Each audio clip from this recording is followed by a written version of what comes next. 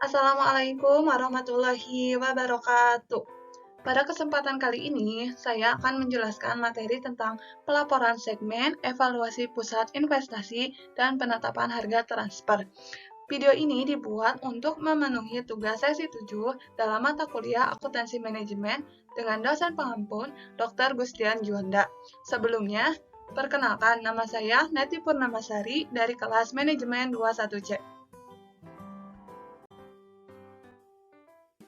Adapun materi yang akan saya sampaikan ada 5. Yang pertama, desentralisasi dan pusat pertanggungjawaban. Yang kedua, pengukuran kinerja pusat investasi. Yang ketiga, pengukuran kinerja pusat investasi dengan menggunakan ROI. Yang keempat, mengukur kinerja pusat investasi dengan menggunakan laba residu atau EVA. Yang kelima, penetapan harga transfer. Materi pertama yaitu tentang desentralisasi dan pusat pertanggungjawaban.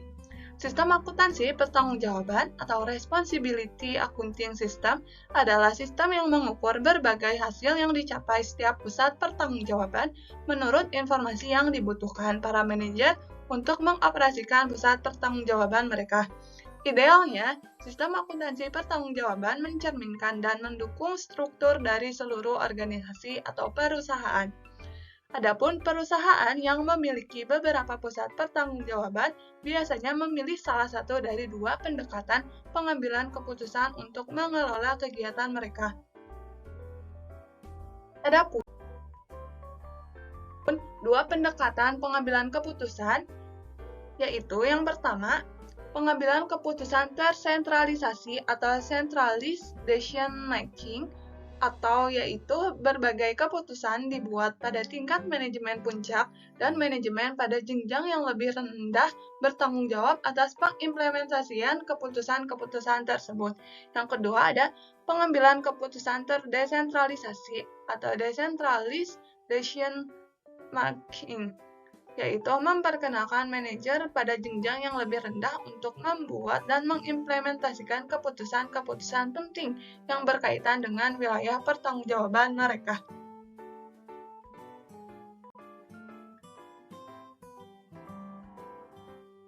Adapun materi lanjutannya yaitu alasan melakukan desentralisasi, yaitu yang pertama, mengumpulkan dan menggunakan informasi lokal. Yang kedua, memfokuskan manajemen pusat. Yang ketiga, melatih dan memotivasi para manajer. Yang keempat, meningkatkan daya saing. Definisi perusahaan yang tersentralisasi, yaitu desentralisasi biasanya diwujudkan melalui pembentukan unit-unit yang disebut divisi. Salah satu cara pembagian divisi adalah berdasarkan jenis barang atau jasa yang diproduksi. Kehadiran divisi di suatu bentang atau beberapa wilayah menciptakan akan kebutuhan evaluasi kinerja yang mampu mempertimbangkan perbedaan lingkungan divisi. Cara lainnya untuk membedakan divisi adalah berdasarkan jenis pertanggungjawaban yang dikenal sebagai pusat pertanggungjawaban dan menugaskan manajer di bawahnya untuk menangani wilayah tersebut. Adapun jenis pusat-pusat pertanggungjawaban yang pertama yaitu pusat biaya atau costing center, yaitu manajernya bertanggung jawab hanya terhadap biaya.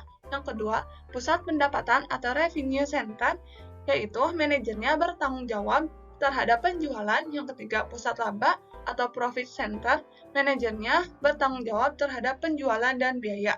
Yang keempat, atau yang terakhir, yaitu pusat investasi atau investment center, manajernya bertanggung jawab terhadap penjualan, biaya, dan investasi modal.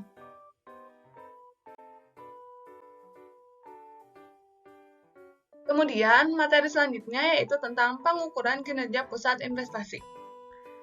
Pusat laba dinilai berdasarkan laporan laba rugi, akan tetapi laporan laba rugi perusahaan secara keseluruhan tidak terlalu berguna untuk tujuan ini.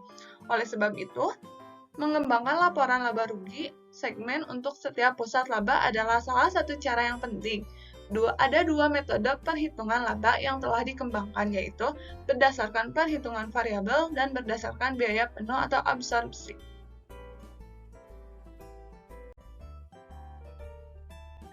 Dua metode penghitungan laba. Yang pertama, Penghitungan biaya variabel menekankan perbedaan antara biaya manufaktur variabel dan tetap. Adapun perhitungan biaya variabel atau variable costing yang disebut juga perhitungan biaya langsung atau direct costing hanya membebankan biaya manufaktur variabel ke produk. Biaya ini meliputi bahan baku langsung, tenaga kerja langsung, dan overhead variabel. Yang kedua, penghitungan biaya absorpsi atau absorption costing membebankan semua biaya manufaktur pada produk, bahan baku langsung, tenaga kerja langsung, overhead variabel, dan overhead tetap adalah hal-hal yang menentukan biaya produk. Menurut perhitungan absorpsi, overhead tetap dipandang sebagai biaya produk, bukan biaya periode.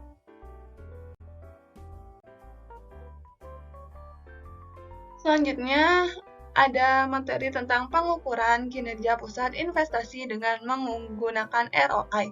ROI merupakan pengukuran kemampuan perusahaan secara keseluruhan. Di dalamnya menghasilkan keuntungan dengan jumlah keseluruhan aktiva yang tersedia di dalam perusahaan. Adapun rumus ROI yaitu ROI sama dengan laba operasi dibagi aktivitas operasi rata-rata. Laba operasi atau operation income mengacu pada laba sebelum bunga dan pajak. Aktiva operasi atau operating asset adalah seluruh aktiva yang digunakan untuk menghasilkan laba operasi termasuk kas, piutang, persediaan, tanah, gedung, dan peralatan.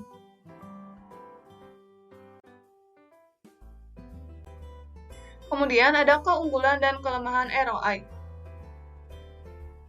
Yang pertama, keunggulan ROI, yaitu ROI mendorong manajer untuk fokus pada hubungan antara penjualan, beban, dan investasi. Yang kedua, ROI mendorong manajer untuk fokus pada efisiensi biaya. Yang ketiga, ROI mendorong manajer untuk fokus pada efisiensi aktivitas operasi. Kemudian, ada kelemahan dari ROI. Yang pertama, ROI menyebabkan fokus yang sempit pada profitabilitas divisi. Yang kedua, ROI mendorong manajer untuk fokus pada kepentingan jangka pendek dengan mengorbankan kepentingan jangka panjang.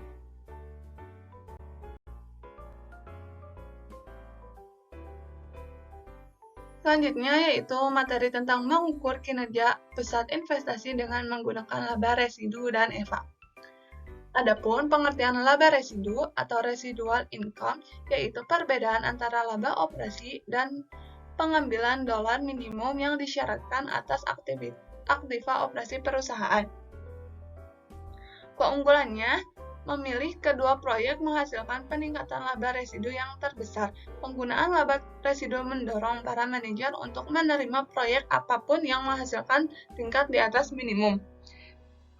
Tingkat pengambilan minimum ditentukan perusahaan dan sama dengan handle rate yang disebut pada bagian ROI. Jika laba residu lebih besar dari 0, divisi memperoleh lebih banyak. Tingkat pengambilan minimum yang diminta atau handle rate. Jika laba residu kurang dari 0, divisi memperoleh lebih sedikit tingkat pengambilan minimum yang diminta. Akhirnya, laba residu yang sama dengan 0 menunjukkan divisi memperoleh tetap sama dengan tingkat pengambilan minimum yang diminta. Adapun rumus laba residu yaitu laba residu dikurangi tingkat pengambilan minimum dikali aktiva operasi rata-rata. Adapun kelemahan dari laba residu seperti ROI bisa mendorong orientasi jangka pendek. Masalah lainnya dengan laba residu tidak seperti ROI. Laba residu adalah ukuran absolut dari profitabilitas. Jadi, perbandingan langsung dari kinerja pada dua pusat investasi yang berbeda menjadi sulit karena tingkat investasinya bisa berbeda.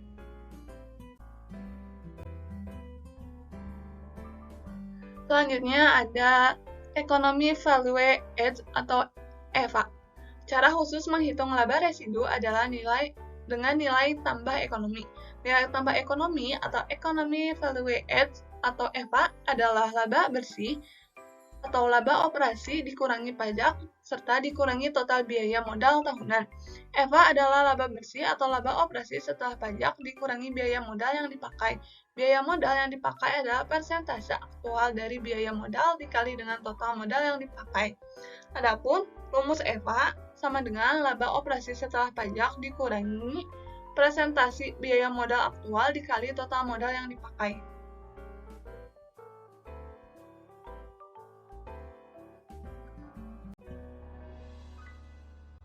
Selanjutnya ada penetapan harga. Harga transfer adalah yang dibebankan untuk suatu komponen oleh divisi penjualan pada divisi pembelian di perusahaan yang sama. Namun, ada dampak penetapan harga transfer terhadap divisi dan perusahaan secara keseluruhan, yaitu harga yang dikenakan untuk barang yang ditransfer mempengaruhi biaya divisi pembelian dan pendapatan divisi penjualan. Artinya, laba kedua divisi tersebut dipengaruhi oleh harga transfer. Meskipun harga transfer aktual tidak mempengaruhi tingkat laba yang dihasilkan perusahaan multinasional melalui pajak, badan dan persyaratan hukum lainnya yang ditetapkan negara tempat berbagai divisi beroperasi. Selanjutnya ada kebijakan tentang penetapan harga transfer. Dalam penyusunan sebuah kebijakan penetapan harga transfer, kedua pandangan dari divisi penjualan dan divisi pembelian harus dipertimbangkan, sehingga harga-harga yang ditetapkan di setiap divisi sebagai berikut. Yang pertama, harga transfer minimum adalah harga transfer yang akan membuat keadaan divisi penjualan tidak menjadi lebih buruk jika barang dijual pada divisi internal daripada dijual pada pihak luar, disebut batas bawah atau floor dari rentang penawaran. Selanjutnya, ada harga transfer maksimum adalah harga transfer yang akan membuat keadaan divisi pembelian tidak menjadi lebih buruk jika suatu input dibeli dari divisi internal daripada jika barang yang sama dibeli secara eksternal, disebut batas atas atau ceiling dari rentang penawaran.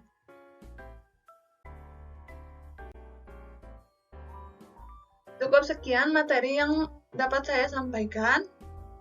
Pada kesempatan kali ini, mohon maaf bila ada salah-salah kata. Assalamualaikum warahmatullahi wabarakatuh.